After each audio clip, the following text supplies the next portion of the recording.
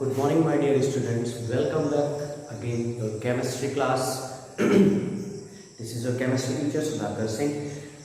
Till the last video we have completed our Mendeleev periodic table. Last video तक हम लोगों ने Mendeleev periodic table के बारे में डिस्कस कर लिया था. Mendeleev periodic table के बारे में हमने डिटेल स्टडी की थी कि उसकी क्या प्रॉपर्टीज हैं, उसके एडवांटेजेस क्या हैं, उसके मेरिट्स क्या हैं, उसके डीमेरिट्स क्या हैं, और उसके बारे में हमने पूरा यहाँ पर आपको बना करके Mendeleev periodic table के बारे में आपको बताया था. इसके बाद हमने कुछ उसके ड्रॉबैक भी देखे थे, डिसएडवांटेजेस भी देखे थे कि उसमें आइसोटोप्स की पोजीशन के बारे में करेक्ट एक्सप्लेनेशन नहीं था, हाइड्रोजन की पोजीशन के बारे में करेक्ट एक्सप्लेनेशन नहीं था, डिसिमिलर एलिमेंट्स को साथ में रख दिया था, और एक आध उनके डिसएडवांटेज थे जिसकी वजह से आपकी Mendeleev पीरियोडिक टेबल क्या हो गई थी, डिस्कार्ड कर दी गई थी. इसके बाद जो आपका नेक्स्ट अटेम्प्ट था, बहुत सारे अटेम्प्ट हुए, इसके बाद जो है आपकी आती है मॉडर्न पीरियोडिक टेबल, जिसके लिए हमें सबसे पहले पढ़ना पड़ेगा मॉडर्न पीरियोडिक लॉ, जिसको 1930 में there was a scientist whose name Moseley नाम के एक साइंटिस्ट, इंग्लिश फिजिसिस्ट थे, जिन्होंने वाज वर्किंग ऑन एक्सरेज. इस पे काम कर रहे थे, एक्सरेज पर काम कर रहे थे. कैसे? एक्सरेज पर इस तरह से कुछ काम कर रहे थे कि कुछ एलिमेंट्स ले रहे थे और उन पर कुछ एलिमेंट से बना हुआ टारगेट ले रहे थे जिस पर इलेक्ट्रॉन्स की बॉम्बार्डमेंट करा रहे थे. मतलब एलिमेंट्स टारगेट ले रहे थे, एलिमेंट के टारगेट, एलिमेंट से बना हुआ एक टारगेट ले रहे थे और उस पे हाई एनर्जी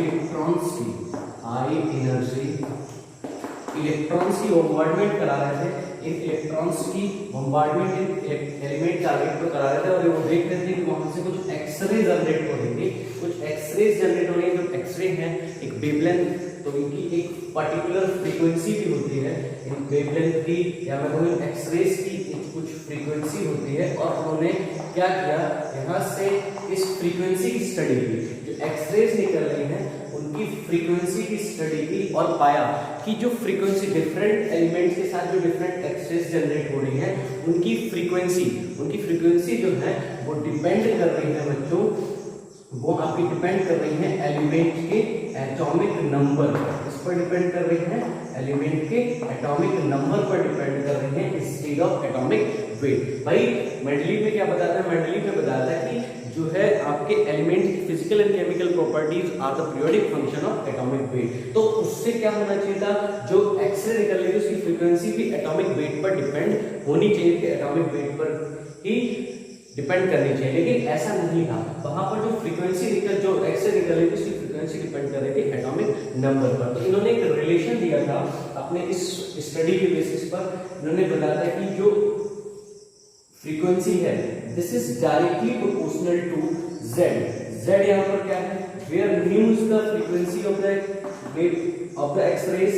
फ्रीक्वेंसी है डिफरेंट एलिमेंट के साथ, जो फ्रीक्वेंसी जो डिफरेंट एलिमेंट के साथ एक्सरेज निकल रही है उसकी फ्रीक्वेंसी एटॉमिक नंबर पर डिपेंड कर रही थी. मतलब nu is directly proportional to z. इसको हम एक तरह से और लिख सकते हैं, nu is directly proportional to a z minus b. यहाँ पर a एंड b क्या है, आपके कांस्टेंट है. क्या है बच्चों, कांस्टेंट है. इन्होंने फर्दर फिर क्या बताया कि न्यू और z के बीच में इन्होंने ग्राफ भी प्लॉट किया और उस ग्राफ के अकॉर्डिंग भी इन्होंने एक्सप्लेन किया न्यू वर्सेस एटॉमिक नंबर. बेटा z क्या होता है, z आपका एटॉमिक नंबर होता है. ठीक है, एटॉमिक नंबर के बीच इन्होंने क्या किया, एक ग्राफ प्लॉट किया और देखा एक स्ट्रेट लाइन मिल रही है. क्या मिल रही है, एक स्ट्रेट लाइन मिल रही है. इस स्ट्रेट लाइन से मतलब है कि आपका अगर एटॉमिक नंबर इंक्रीज करेगा तो फ्रीक्वेंसी भी क्या होगी, चेंज होगी. तो इन सब स्टडीज के बेसिस पर मतलब इन्होंने क्या बताया, इन्होंने क्या कुछ एलिमेंट से बने हुए टारगेट किए, उन पे हाई एनर्जी इलेक्ट्रॉन्स की बॉम्बार्डमेंट की और देखा वहां पर एक्सरे जनरेट हो रही है, और उस एक्सरे की जो फ्रीक्वेंसी है, भाई कोई वेव है उसकी फ्रीक्वेंसी भी होगी, तो उस फ्रीक्वेंसी जो उसकी फ्रीक्वेंसी थी वो एटॉमिक वेट पर ना डिपेंड करके इस पर डिपेंड कर रही थी, एटॉमिक नंबर पर डिपेंड कर रही थी, क्योंकि इन्होंने कई सारे सैंपल ऑफ एलिमेंट्स लिए, कई सारे एलिमेंट्स के साथ इन्होंने अपनी स्टडी परफॉर्म की और देखा डिफरेंट डिफरेंट एलिमेंट के साथ डिफरेंट डिफरेंट फ्रीक्वेंसी की वेवलेंथ निकल रही थी। और इंक्रीजिंग ऑर्डर में एटॉमिक नंबर के इंक्रीजिंग ऑर्डर में जब इन्होंने स्टडी की तो देखा कि जैसे जैसे हम एटॉमिक नंबर बढ़ रहा है, फ्रीक्वेंसी भी क्या हो रही है, इंक्रीज हो रही है। तो इसके बेसिस पर इन्होंने अपना एक लॉ दिया जिसको हम बोलते हैं मॉडर्न पीरियोडिक लॉ, या फिर इसको हम बोलते हैं मोज़ले का पीरियोडिक लॉ। ठीक है, इसमें बहुत सारे, केवल मोज़ले का ही कंट्रीब्यूशन नहीं था, और भी बहुत सारे साइंटिस्ट थे। तो जो आपका मॉडर्न पीरियोडिक लॉ है उसको मैं एक जगह पे लिख देता हूं। तो यहां तक समझ में आता है कि न्यू और जेड के बीच में ग्राफ प्लॉट किया जो कि स्ट्रेट लाइन आया। स्ट्रेट लाइन से मतलब है कि अगर एटॉमिक नंबर चेंज होगा तो फ्रीक्वेंसी भी साथ साथ कैसे हो रही होगी, इंक्रीज हो रही होगी। एटॉमिक नंबर बढ़ रहा है तो फ्रीक्वेंसी भी क्या हो रही है, इंक्रीज हो रही है। तो इस बेसिस पर इन्होंने अपना एक मॉडर्न पीरियोडिक लॉ दिया। इस बात को समझ में आया कि जो आपका एलिमेंट का क्लासिफिकेशन है, जो मेंडलीव ने अपनी पीरियोडिक टेबल में बताया था कि एलिमेंट की फिजिकल एंड केमिकल प्रॉपर्टी उनके एटॉमिक वेट की पीरियोडिक फंक्शन होती है, वो बात इन्होंने गलत कर दी और इन्होंने अपना एक नया लॉ दिया। जिस लॉ को हम बोलते हैं मॉडर्न पीरियोडिक लॉ। ये लॉ क्या था, the physical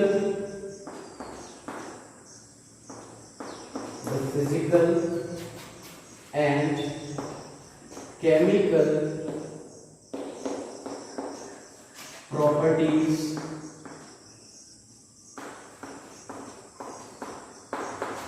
of the elements are the periodic function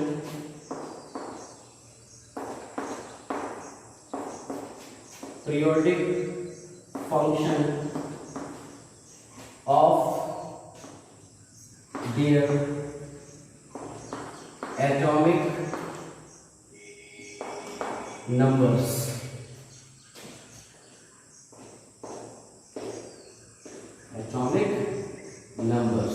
बेटा इस लॉ को क्या कहते हैं, the physical and chemical properties of the elements and periodic function of their atomic numbers. Mendeleev ने क्या बताया था कि the physical and chemical properties are the periodic function of atomic weight. इन्होंने अपनी स्टडी से प्रूव किया कि एलिमेंट की क्लासिफिकेशन का बेस एटॉमिक वेट ना होकर के एटॉमिक नंबर है। मतलब अगर एलिमेंट्स को increasing order of their atomic masses हम अरेंज करेंगे तो आफ्टर सर्टेन इंटरवल, एक सर्टेन गैप के बाद, इंडेफिनिट गैप के बाद प्रॉपर्टीज क्या होंगी, रिपीट करेंगी और सिमिलर एलिमेंट्स आपके क्या होंगे, एक ग्रुप में फॉल होते चले जाएंगे, मतलब एक साथ आते चले जाएंगे। मतलब एटॉमिक नंबर के अगर इंक्रीजिंग ऑर्डर में हम एलिमेंट्स को अरेंज करेंगे तो देखेंगे कि एलिमेंट्स एक पर्टिकुलर गैप के बाद सेम प्रॉपर्टी के एलिमेंट्स आपके क्या हो रहे हैं, रिपीट हो रहे हैं। एलिमेंट सेम प्रॉपर्टी के एलिमेंट्स एक ग्रुप में अरेंज होते चले जा रहे हैं। तो this was the modern periodic law. इस पर बेस्ड, इस लॉ पर बेस्ड अपनी बहुत सारी पीरियोडिक टेबल्स आई, जिसमें सबसे ज्यादा एक्सेप्टेड अगर कोई पीरियोडिक टेबल थी जिसको हम बोलते हैं long form of the periodic table. अब हमारा नेक्स्ट टारगेट क्या है, ये हमने मोस्टली की थोड़ी स्टडी के बारे में पढ़ लिया, मॉडर्न पीरियोडिक लॉ पढ़ लिया। अब इस मॉडर्न पीरियोडिक लॉ पर बेस्ड हमारी जो मॉडर्न पीरियोडिक टेबल्स थी हम उनके बारे में जानेंगे। सबसे पहली बहुत सारी पीरियोडिक टेबल्स आई, इसमें उस समय सबसे ज्यादा एक्सेप्टेड अगर कोई पीरियोडिक टेबल थी तो आपकी कौन सी थी, लॉन्ग फॉर्म ऑफ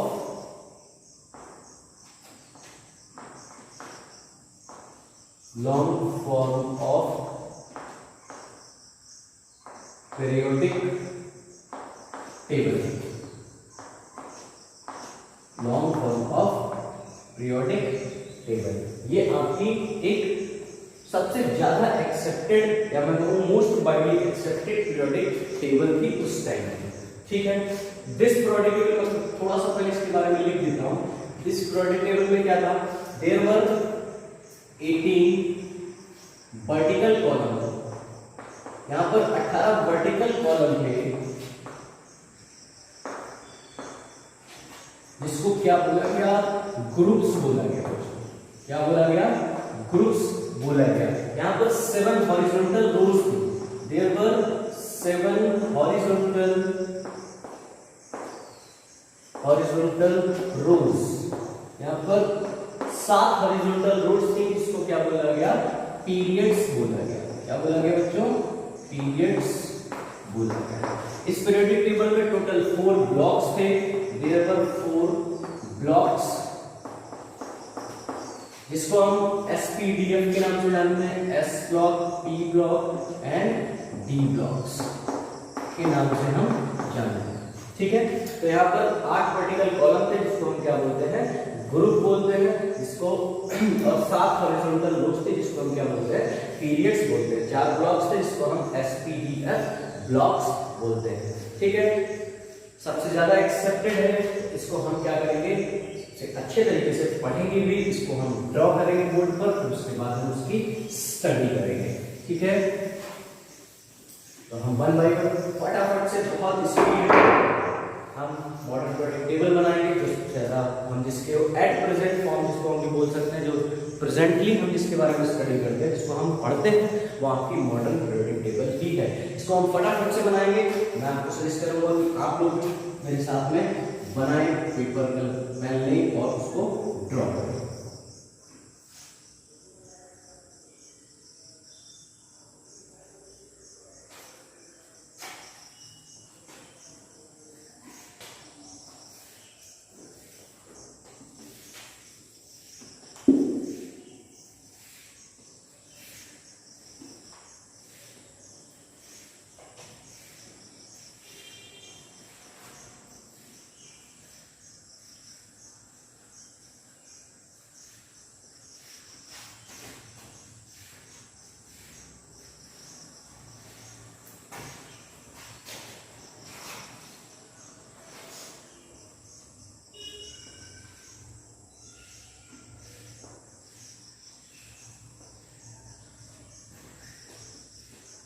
ज़ूम्बा ज़ूम्बा ज़ूम्बा फटाफट से हम क्या करेंगे, इसको हम क्लास करेंगे। इसकी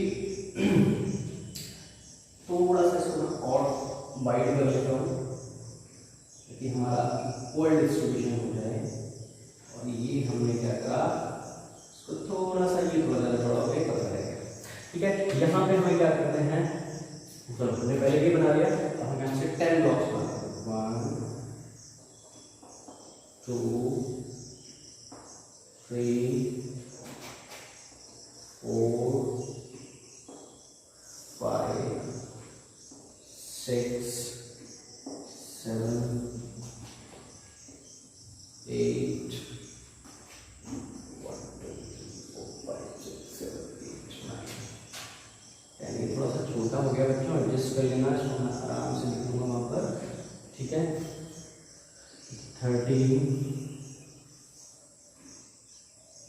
14 15 16 and 17।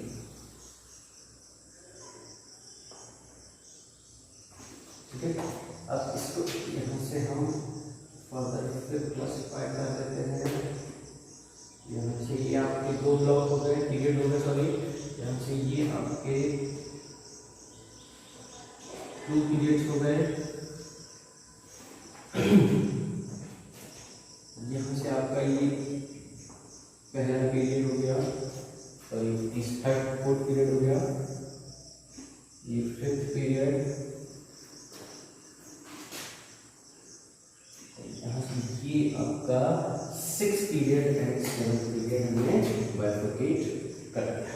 ठीक है, ये कुछ आपकी मॉडर्न पीरियड टेबल कुछ ऐसी दिखती है, कुछ पिक्चर आपके दिमाग में होना चाहिए कि मॉडर्न पीरियड टेबल हमारी दिखती कैसी है। यहाँ पर 2 और हम नीचे हॉरिजॉन्टल रोज देखते हैं, उनके बारे में मैं अभी आगे बात करूंगा कि वो क्या होते हैं। इसको पहले नंबरिंग कर लेता हूँ, first group, second, third, fourth, fifth, sixth, 7 8 9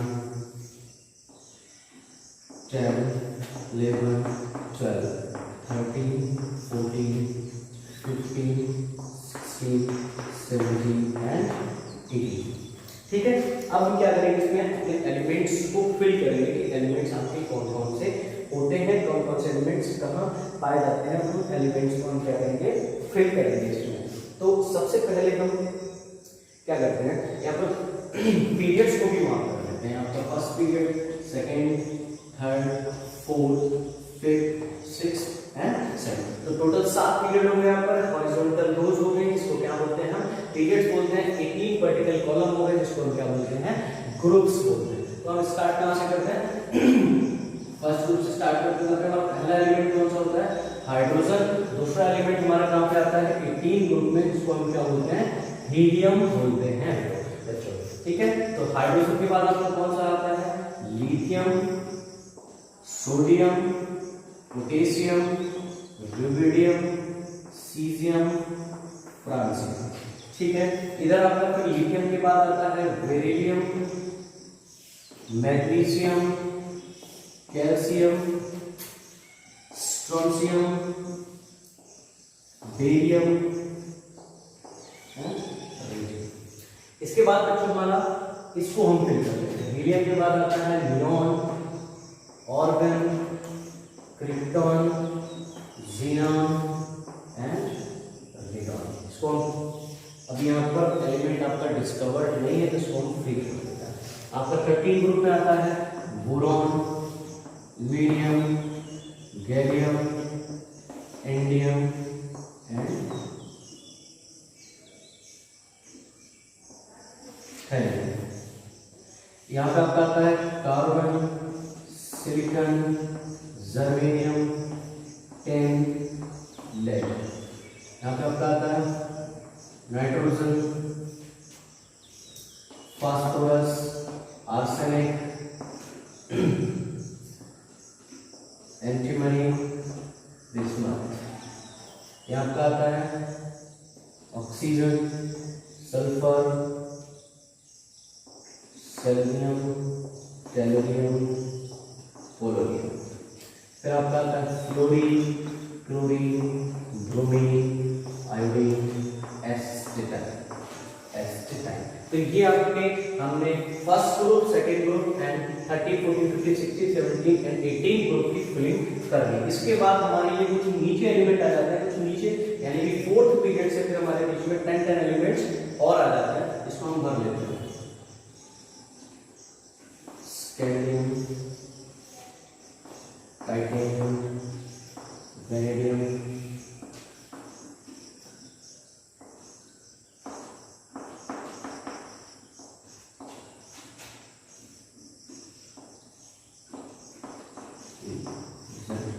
आपका स्कैंडियम से स्टार्ट होकर के जिंक तक आपके बीच में एलिमेंट आते हैं। Scandium, titanium, vanadium, chromium, manganese, iron, cobalt, nickel, copper and zinc. इसके बाद आपका आता है इट्रियम,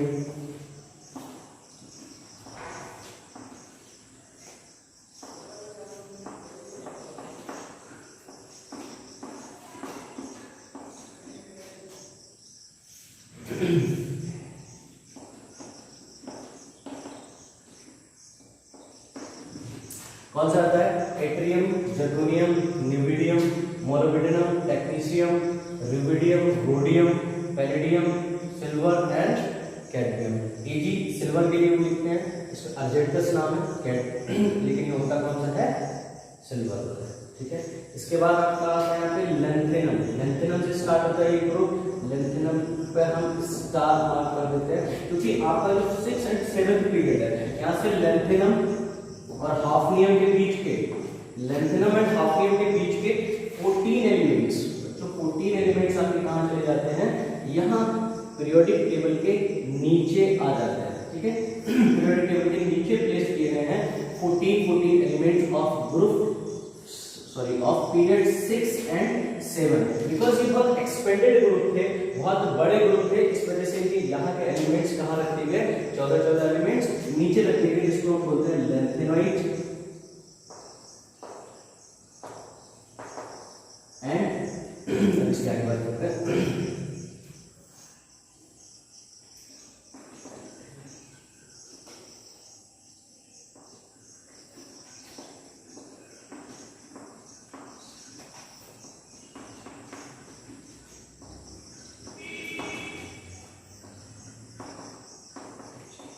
ठीक है। तो बच्चों ये लैंथेनम से स्टार्ट होता है, hafnium, technetium, tantalum, tungsten, W से लिखते हैं, rhenium, osmium, iridium, platinum, gold and mercury. ये आपका कहाँ आता है? 6 पीरियड में आता है। उसके बाद आपके स्टार्ट होते हैं यहाँ पर 7th पीरियड के एक्टिनियम से स्टार्ट होता है, अपन डबल स्टार मार्क कर देते हैं, क्योंकि ये क्या है, ये भी आपके यहाँ से और एक्टिनियम से रदरफोर्डियम के बीच के एलिमेंट्स, रदरफोर्डियम, एक्टिनियम से रदरफोर्डियम के बीच के 14 एलिमेंट्स आपके नीचे आ जाते हैं, जिसको हम क्या बोलते हैं? एक्टिनॉइड सीरीज बोलते हैं, एक्टिनॉइड्स बोलते हैं। देखो बच्चों, हम लैंथेनॉइड एंड एक्टिनॉइड की यहाँ पे बहुत ज्यादा बात नहीं करेंगे, क्योंकि यहाँ के क्लास लेवल के सिलेबस में नहीं है, क्लास 12th में है, वो भी बहुत छोटा है, बहुत थोड़ा सा है। यहाँ पर हम इसके बारे में यहाँ पर हम बात नहीं कर रहे हैं। तो आपके यहाँ से लैंथेनम एंड हाफनियम के बीच में 14 एलिमेंट्स आपके कहा जाते हैं लैंथेनॉइड सीरीज की फॉर्म में, पीरियोडिक टेबल के नीचे आ जाते हैं। एक्टिनॉइड एंड रदरफोर्डियम के बीच के 14 एलिमेंट आपके कहाँ आ जाते हैं? एक्टिनॉइड पीरियोडिक टेबल के नीचे आ जाते हैं। इस ग्रुप से यहाँ से हटा क्यों दिए गए थे? क्योंकि यहाँ पर आपके बेटा 32 एलिमेंट्स हो रहे थे, जबकि हमारे पास ग्रुप कितने? केवल 18 ग्रुप हैं, इसलिए लैंथेनम एंड हाफनियम के बीच के एलिमेंट्स नीचे रख दिए गए और यहाँ से एलिमेंट भी नीचे रख दिए गए। ये दोनों ग्रुप आपके कैसे हैं? एक्सपेंडेड ग्रुप हैं, बहुत बड़े ग्रुप होते हैं, 32 एलिमेंट्स पाए जाते हैं, इसलिए इसको हम नीचे रख देते हैं। ठीक है बच्चों, तो ये आपका एफ ब्लॉक था। क्या है ये? F block. तो ठीक है, अब ये हमारी, इसके बाद के हम एलिमेंट्स के बारे में डिस्कस नहीं कर रहे हैं, कुछ नए डिस्कवर्ड एलिमेंट हैं, कुछ हमारे ऐसे एलिमेंट हैं जो सिंथेटिक एलिमेंट हैं, जिसकी हमें बहुत ज्यादा जरूरत नहीं पड़ती है, उनकी हम स्टडी नहीं कर रहे हैं यहाँ पर। ठीक है, तो हम केवल इतना जो हमारे मेन एलिमेंट्स हैं हमने उनको लिख लिया यहाँ पर, उनके बारे में हम स्टडी करेंगे। देखो यहाँ पर first group and second group के जो एलिमेंट्स हैं उनको हम क्या बोलते हैं? एस ब्लॉक के एलिमेंट्स बोलते हैं। क्या बोलते हैं? एस ब्लॉक बोलते हैं। 3 से 12 तक के एलिमेंट्स आपके क्या कहलाते हैं? डी ब्लॉक एलिमेंट्स कहलाते हैं, डी ब्लॉक एलिमेंट्स कहलाते हैं। और 13 से 18 के एलिमेंट्स आपके पी ब्लॉक एलिमेंट्स कहलाते हैं। कुछ टीचर्स आप देखोगे तो डी ब्लॉक 18 ग्रुप को पी ब्लॉक में नहीं रखते, लेकिन आपका होता वो पी ब्लॉक में है, गलत बताते हैं कि 18 ग्रुप आपका पी ब्लॉक में नहीं है, होता वो भी आपका पी ब्लॉक में ही है। ठीक है, तो ये इस तरह से हमारे ब्लॉक्स का क्लासिफिकेशन था। अब एक बहुत इंपॉर्टेंट चीज हमें यहाँ पर सीखनी है, जिसको हम बोलते हैं एटॉमिक नंबर्स कैसे लिखें। इनके एटॉमिक नंबर्स लिखने के लिए हमें कुछ मैजिक नंबर्स के बारे में बात करनी पड़ेगी। ये जो आपको एक चीज और समझ लो उससे पहले, ये आपको जो पीरियड्स के नंबर दिख रहे हैं, बेसिकली बेटा आपके बताते हैं प्रिंसिपल क्वांटम नंबर के बारे में, एन के बारे में बताते हैं। एन पीरियड नंबर 1 के लिए एन की वैल्यू क्या होती है? 1, पीरियड नंबर 2 के लिए एन की वैल्यू 2, 3 के लिए 3, 4th के लिए 4, 5 के लिए 5, 6 के लिए 6 एंड 7 के लिए 7। बेसिकली पीरियड नंबर आपको बता रहा है प्रिंसिपल क्वांटम नंबर के बारे में। ठीक है, फटाफट से मिलके ये एटॉमिक नंबर्स देखना सीख लेते हैं। तो हमें मैजिक नंबर समझना है। फर्स्ट ग्रुप और 18 ग्रुप के लिए मैजिक नंबर देखते हैं। क्या है? 2, 8, 8, 18 एंड 32। इन मैजिक नंबर के बेस हम इनके एटॉमिक नंबर्स बहुत आसानी से लिख सकते हैं। तो सबसे पहला नंबर कौन सा है? हाइड्रोजन। हाइड्रोजन के बाद हम क्या करेंगे? 2 ऐड करेंगे तो हमारा लिथियम का एटॉमिक नंबर आ जाएगा। 2 के बाद हम इसमें 8 ऐड करेंगे तो हमारा सोडियम का एटॉमिक नंबर आ जाएगा। फिर 8 जोड़ेंगे तो हमारा पोटेशियम का आ जाएगा। उसके बाद हम 18 जोड़ेंगे तो हमारा क्या आ जाएगा? रुबिडियम का एटॉमिक नंबर आ जाएगा। इसमें 37 में फिर हम 18 जोड़ेंगे तो हमारा क्या आ जाएगा? सीजियम का एटॉमिक नंबर आ जाएगा। इसमें फिर हम 32 जोड़ेंगे तो हमारा क्या आ जाएगा? फ्रांसियम का एटॉमिक नंबर आ जाएगा। ये आपका फर्स्ट ग्रुप और 18 ग्रुप पर वर्क करता है। इसका एटॉमिक नंबर 2 होता है, तो इसके लिए यहां पर से 2 हमारा क्या होगा?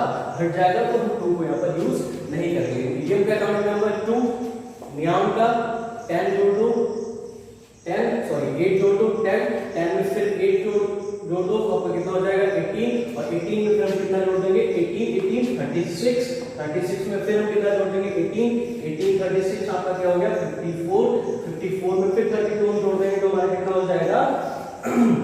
ये आपका हो जाएगा 86। तो यहाँ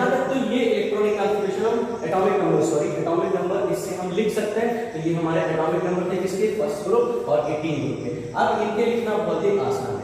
कैसे, 3 लिथियम का 3 है तो इसका क्या हो जाएगा 4, फिर हम सीधे कहां पहुंचेंगे 13 ग्रुप में, 5 6 7 8 9, 10 हमारे पास हो गया, 11 12 13 14 15 16 17, 18 हमारे पास ऑर्गन है, 18 के बाद 19 आता है, 19 20 21 22 23 24 25 26 27 28 29 30 31 32 33 34 35, यहाँ का ट्रिप्टोन का 36 आ गया। तो उसके बाद रुबिडियम के बाद ये भी बहुत आसान है, सीधे से लिख देंगे, आपके एटॉमिक नंबर्स आ जाएंगे 38 39 40 41 42 43 44 45 46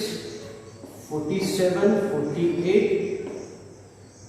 49 50 51 52 53 54 आपका हुआ है। ठीक है, तो इसके बाद हम इसमें थोड़ा सा हमको ध्यान देना होता है कि बीच में हमें 14 एलिमेंट आपके कहां रखे हैं, नीचे रखे हुए, तो यहाँ पे थोड़ा सा हमें ध्यान देना है। एटॉमिक नंबर लिखने से पहले 55 56 इसका 57। अब बेटा 57 से आपका 71 तक, 57 से 71 तक आपका कहां आ जाता है, नीचे आ जाता है। उसके बाद आपका ये कौन सा है 72 73 74 75 76 77 78 79 80 81 82 82 83 84 85 के बाद फिर आपका आता है 87, ये आपका हो जाएगा 88 89 और आपका 92 103 आपका कहां आ जाता है, एक्टिनोइड सीरीज में आ जाता है। यहाँ पर रदरफोर्डियम आपका कितना है 104, इसके आगे सो ऑन 105 106 107, यहाँ पे कुछ सिंथेटिक एलिमेंट्स बीच में आ जाते हैं। तो इस तरह से कुछ हम अपना electronic configuration atomic numbers of elements का लिख सकते हैं। तो that was the atomic number writing process. Atomic number हम कैसे लिख सकते हैं। अब हमें क्या काम करना है, सबसे पहले हमें सीखना है इलेक्ट्रॉनिक कॉन्फ़िगरेशन करना। तो सबसे पहले हम s ब्लॉक का इलेक्ट्रॉनिक कॉन्फ़िगरेशन करते हैं, फिर p ब्लॉक का करेंगे, फिर d ब्लॉक का करेंगे, और f ब्लॉक के बारे में हम बहुत ज्यादा बात नहीं करनी है। तो s ब्लॉक के बारे में हम कोई भी एलिमेंट ले लेते हैं, एलिमेंट नंबर हमने ले लिया, मान लीजिए लिथियम का इलेक्ट्रॉनिक कॉन्फ़िगरेशन होता है 1s2 2s1 1s1 2s1। तो देखो बेटा इसमें लास्ट इलेक्ट्रॉन अपना कहां गया, s ऑर्बिटल में गया या s सबसेल में गया, इसीलिए इसको हम क्या बोलते हैं, s ब्लॉक एलिमेंट बोलते हैं, क्योंकि इसके जो लास्ट इलेक्ट्रॉन्स होंगे वो कहां एंटर करेंगे, s ऑर्बिटल में एंटर करेंगे। तो देखो और देखते हैं बेरिलियम का electronic configuration, beryllium 4 electronic configuration 1s2 2s2। तो लास्ट इलेक्ट्रॉन कहां एंटर किया, s ऑर्बिटल में एंटर किया। और एक चीज ध्यान रखना कि s ऑर्बिटल में 2 इलेक्ट्रॉन केवल जा सकते हैं, 2 इलेक्ट्रॉन जा सकते हैं, इसलिए s ब्लॉक में एलिमेंट कितने ग्रुप्स रखे गए, केवल 1 and 2। इसलिए आपका ये आपका किस ब्लॉक का एलिमेंट है, s ब्लॉक का एलिमेंट है। एक बात और देखते हैं, मान लीजिए सोडियम का कर लेते हैं, सोडियम 11 इसका इलेक्ट्रॉनिक कॉन्फ़िगरेशन होता है 1s2 2s2 2p6 3s1। तो देखो लास्ट इलेक्ट्रॉन आपका कहां एंटर कर रहा है, n=3 में एंटर कर रहा है, तो उसका पीरियड भी कौन सा आ रहा है, थर्ड पीरियड आ रहा है। तो आपका जो n है, जो पीरियड नंबर है, वो क्या बताता है, लास्ट सेल का प्रिंसिपल क्वांटम नंबर के बारे में बताता है। तो यहाँ पर 1 है, s में एक इलेक्ट्रॉन है, तो यहाँ पर कौन सा ग्रुप से बिलोंग कर रहा है, फर्स्ट ग्रुप से बिलोंग कर रहा है। इसी तरह से बेरियम आपके लास्ट सेल में कितने इलेक्ट्रॉन थे, लास्ट s ऑर्बिटल में कितने इलेक्ट्रॉन थे 2, तो वो किससे बिलोंग कर रहा था, ग्रुप नंबर 2 से बिलोंग कर रहा था। तो इस तरह से हम इलेक्ट्रॉनिक कॉन्फ़िगरेशन के बेसिस पर भी हम बता सकते हैं। ठीक है, एक चीज और यहाँ पर हम समझ लेते हैं, इसको मैं यहां से थोड़ा सा करता हूं, तो इस बारे में बात ना करें। ठीक है, उसके बाद हम करते हैं p ब्लॉक के कुछ एलिमेंट्स का इलेक्ट्रॉनिक कॉन्फ़िगरेशन बताते हैं। मान लीजिए हमने बोरॉन का उठा लिया, बोरॉन 5, इसका इलेक्ट्रॉनिक कॉन्फ़िगरेशन होता है 1s2 2p3 1s2 2s1 2p 2s2 2p1। p orbital में लास्ट इलेक्ट्रॉन एंटर कर रहा है, इसलिए इस ब्लॉक में रखा गया है, p ब्लॉक में रखा गया है। इसी तरह से मैं कार्बन का देखूं, कार्बन 6 यहाँ पर होता है 1s2 2s2 2p2। तो बच्चों जो आपका s ब्लॉक का, जो p ब्लॉक का इलेक्ट्रॉनिक कॉन्फ़िगरेशन है वो क्या होता है, ns2 np 1 to 6। General electronic configuration ns2 np 1 to 6। p orbital में 1 से 6 इलेक्ट्रॉन तक हो सकते हैं। जैसे हम इधर की ओर मूव करेंगे, left to right, right to left move left to right move करेंगे तो हम देखेंगे इलेक्ट्रॉन p ऑर्बिटल में इलेक्ट्रॉन्स क्या होना है, इंक्रीज होना है। पहले बोरॉन में 13 ग्रुप में 1 था लास्ट से p में इलेक्ट्रॉन, 14 में 2 थे p में इलेक्ट्रॉन्स, 15 में 3, इस तरह से हमारे बढ़ते चलेंगे। चलो नियॉन का करके देखते हैं। नियॉन में इलेक्ट्रॉनिक एटॉमिक नंबर है 10, इसका इलेक्ट्रॉनिक कॉन्फ़िगरेशन होगा 1s2 2s2 2p6। तो देखो बेटा ये आपका इलेक्ट्रॉनिक कॉन्फ़िगरेशन कैसा हो गया, स्टेबल इलेक्ट्रॉनिक कॉन्फ़िगरेशन है, क्योंकि आपका s ऑर्बिटल भी पूरा फिल है, p ऑर्बिटल भी आपका पूरा फिल है। तो इस इलेक्ट्रॉनिक कॉन्फ़िगरेशन को ये क्या कर रहा है, फॉलो कर रहा है। ns2 np 6 इलेक्ट्रॉन आ रहा है, लास्ट इलेक्ट्रॉन में एंटर कर रहा है, p ऑर्बिटल में एंटर कर रहा है। तो ये वाले एलिमेंट्स में आपके कैसे हो जाते हैं, p ब्लॉक एलिमेंट्स हो जाते हैं। हम हीलियम की बात छोड़, हीलियम में केवल s ऑर्बिटल में इलेक्ट्रॉन जाता है, लेकिन उसके बाद आपके इलेक्ट्रॉन्स कहां जाते हैं, p ऑर्बिटल में इलेक्ट्रॉन्स जाते हैं। तो वो p ब्लॉक के एलिमेंट्स आपके हो गए। तो इस तरह से इलेक्ट्रॉनिक कॉन्फ़िगरेशन करेंगे हम, इलेक्ट्रॉनिक कॉन्फ़िगरेशन से हम देख सकते हैं p ब्लॉक के बारे में। ठीक है बच्चों।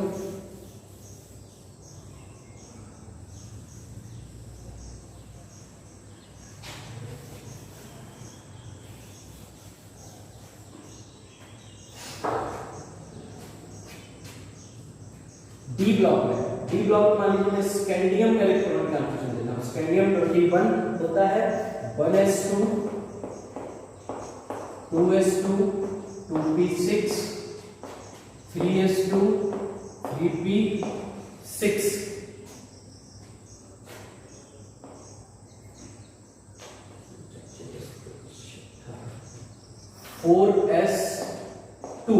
हमें पता है कि इसके बाद 3p के बाद 3d आता है, लेकिन 3d की एनर्जी 4s से कैसे होती है, ज्यादा होती है, तो आपका कहां आएगा 3d1। तो देखो लास्ट जो डिफरेंशिएटिंग इलेक्ट्रॉन है वो हमारा कहां एंटर कर रहा है, 3d में एंटर कर रहा है, इसलिए आपके कौन से एलिमेंट्स कहलाएंगे, ये d ब्लॉक के एलिमेंट्स कहलाएंगे। इसी तरह से मान लीजिए मैं क्रोमियम का उठा लेता हूं। क्रोमियम का मैंने क्यों उठाया, क्योंकि क्रोमियम आपका एक थोड़ा सा एक एक्सेप्शन केस है, यहाँ पर एक्सेप्शनल इलेक्ट्रॉनिक कॉन्फ़िगरेशन देता है। इसका इलेक्ट्रॉनिक कॉन्फ़िगरेशन क्या बनेगा, 1s2 2s2 2p6 3s2 3p6 4s2 3d4। ये इलेक्ट्रॉनिक कॉन्फ़िगरेशन आपके हिसाब से बनना चाहिए, लेकिन ये इलेक्ट्रॉनिक कॉन्फ़िगरेशन आपका कैसा है, रॉन्ग है, क्योंकि यहाँ पर हम क्या करते हैं, एक एक्सेप्शन केस होता है 3d5 कर देते हैं, क्योंकि स्टेबल इलेक्ट्रॉनिक कॉन्फ़िगरेशन हो जाता है, और यहाँ पर हम क्या कर देते हैं 4s1, ड्यू टू स्टेबिलिटी हम इस तरह से इलेक्ट्रॉनिक कॉन्फ़िगरेशन कर लेते हैं। तो बेटा एक चीज ध्यान रखना कि जो डी ब्लॉक के एलिमेंट होते हैं उसमें डिफरेंशिएटिंग इलेक्ट्रॉन कहां जाता है, n-1d, n-1d में जाता है, यानी कि पेनल्टीमेट सेल में जाता है। पेनल्टीमेट सेल में आपका लास्ट इलेक्ट्रॉन एंटर करता है डी ब्लॉक एलिमेंट्स में। तो इसका जनरल इलेक्ट्रॉनिक कॉन्फ़िगरेशन क्या हो जाता है, इसका जनरल इलेक्ट्रॉनिक कॉन्फ़िगरेशन होता है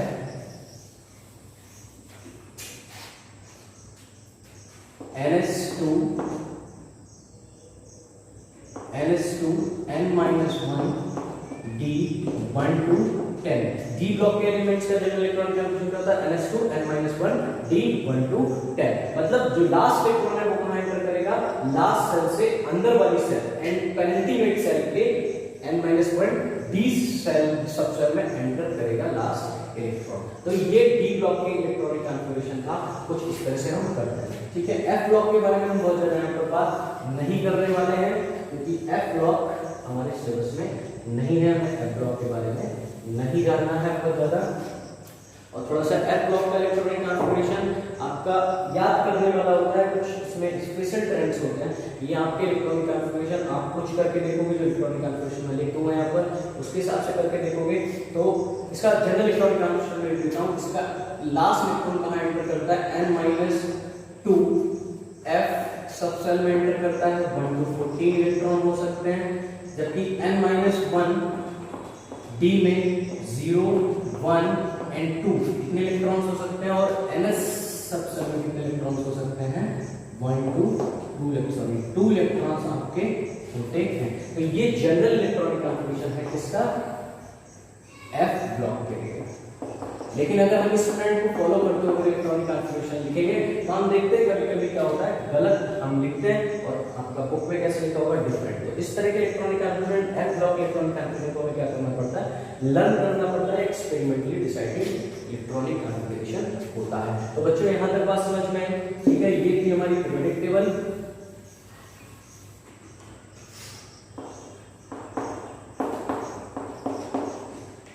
एक बार मैं ब्रीफ में आपको general electronic configuration S block और पी ब्लॉक और डी ब्लॉक एफ ब्लॉक में क्यों इसको क्लासिफाई करते हैं।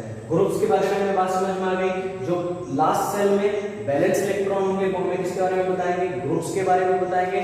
जो आपका जितनी सेल्स होंगी वो आपको किसके बारे में बताएंगी, पीरियड्स के बारे में बताएंगे। जैसे हम मान लीजिए मैं एग्जांपल ले रहा हूं, सोडियम एलिमेंट, इसका electronic configuration 1s2 2s2 2p6 3s1। तो इसकी लास्ट सेल में आपके देख रहे हो आपका बैलेंस इलेक्ट्रॉन कितना है 1। तो ये कौन से ग्रुप से बिलोंग करता है, फर्स्ट ग्रुप से बिलोंग करता है। और इसमें बेटा लास्ट आपका जो quantum number, principal quantum number वो कितना है, n का वैल्यू 3 है। तो ये किसके बारे में बताता है, ये पीरियड के बारे में बताता है। तो 3 है तो ये कौन से पीरियड से बिलोंग करता है, थर्ड पीरियड से बिलोंग करता है ये पीरियड। तो मैं यहाँ पर एक छोटी सी चीज आपको और बता देता हूँ। मैं जनरल इलेक्ट्रॉनिक कॉन्फ़िगरेशन सारे ग्रुप्स के लिख देता हूँ। एस ब्लॉक के जनरल इलेक्ट्रॉनिक कॉन्फ़िगरेशन क्या होता है, ns1 to 2। p ब्लॉक के इलेक्ट्रॉनिक कॉन्फ़िगरेशन क्या होता है, ns2 np1 to 6। D block का इलेक्ट्रॉनिक कॉन्फ़िगरेशन क्या होता है, n-1 d1 to 10 ns2। F block का इलेक्ट्रॉनिक कॉन्फ़िगरेशन क्या होता है, general n-2 f1 to 14। f सब सेल में 14 इलेक्ट्रॉन होते हैं। n-1 d0 1 2 और ns2। ये आपका जनरल इलेक्ट्रॉनिक कॉन्फ़िगरेशन है सारे ब्लॉक्स का। ब्लॉक्स में क्यों क्लासिफाई किया गया, जिस एलिमेंट्स में लास्ट इलेक्ट्रॉन जहां एंटर करता है, जिस सब सेल में एंटर करता है उसको उस ब्लॉक में रखा गया है। एस ब्लॉक का लास्ट इलेक्ट्रॉन एस ऑर्बिटल में एंटर करेगा, पी ब्लॉक के एलिमेंट्स का पी में एंटर करेगा, डी ब्लॉक के एलिमेंट्स का डी में एंटर करेगा और एफ के ब्लॉक के एलिमेंट्स का एफ ब्लॉक में एफ सब सेल में एंटर करेगा। तो ये हमारा कुछ जनरल आपका था long form of the periodic table, ठीक है। Thank you so much. इसके आगे हम नेक्स्ट लेक्चर में हम कंटिन्यू करेंगे।